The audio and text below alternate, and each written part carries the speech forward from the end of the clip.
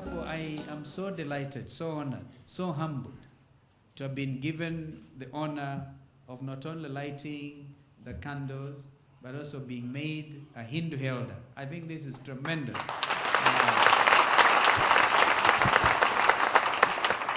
This I cannot take for granted.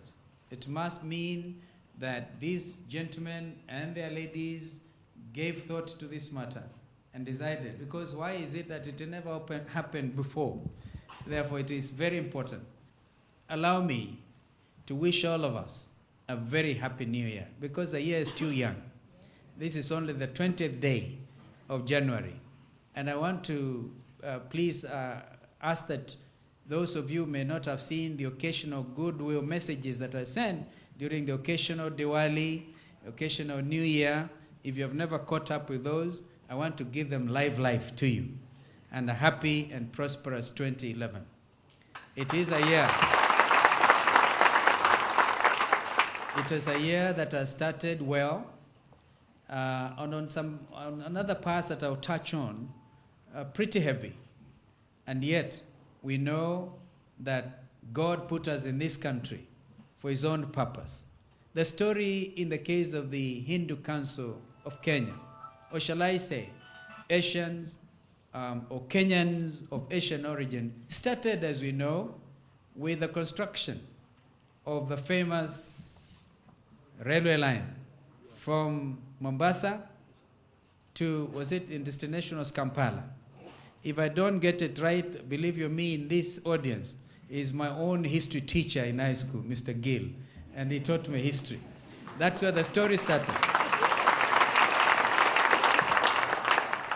And now, as a result of that, you remember the man-eaters of Savo. Some of your forefathers, Mr. Chairman, were actually eaten by lions, but they never gave up.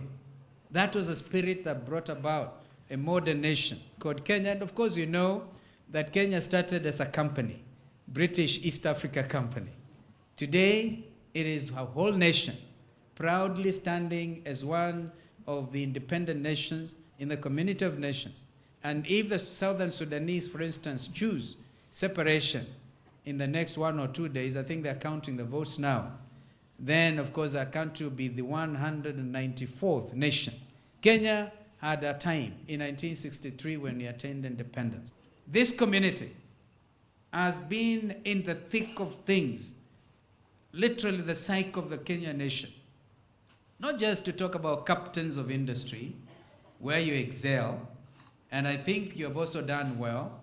And I want to pay tribute to this community for the role you have played to lift this economy. I think you need to clap for yourselves. As I said, captains of industry, if I was to begin to name them, those who run the banks, those who run the manufacturing concerns, those who employ so many of our people, you'll be amazed. I started young. That time I became I think I was the youngest Rotarian, having graduated from the Rotaract Club, and I became a member of the Rotary Club of Nairobi. I know a lot of you have been in that movement as well. Therefore, if you look at all these charities and organizations that aim to lift the suffering of our people, this community has also been in the forefront. I think I want you to clap for yourselves if you allow me. But where are we today? A new constitution. And I know that the Secretary General in particular has been very keen from the Bomas process, and I knew he was not doing it on his own behalf, perhaps, but on behalf of the entire Hindu Council. And when eventually it came to the promulgation on the 27th of August last year, I was able to proudly watch young members of this community celebrating, as they should, that very historic achievement, along with their Kenyan brothers and sisters. We started this function with the national anthem. I didn't hear the national anthem of the Kamba community or the national anthem of the Hindu Council. It was the national anthem. And this is what unites us. The rest of my remarks are therefore to do with the reality of the new constitution, because the Secretary General in his address made specific mention of matters to do with the provisions of the new constitution. He did in particular refer to the question of citizenship. That is so fundamental. Today, when you think and you hear stories in the grapevine about corruption in this country, you will not perhaps discuss 5 ministries without hearing something about immigration and what goes on in that department. Unfortunately, immigration is a ministry of state in the Vice President's office. And I therefore want to tell you that together we're going to have to deal with this challenge.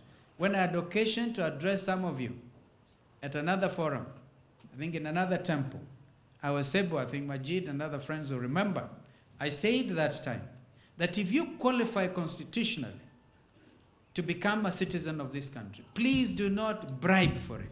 It is your right. It is your constitutional right.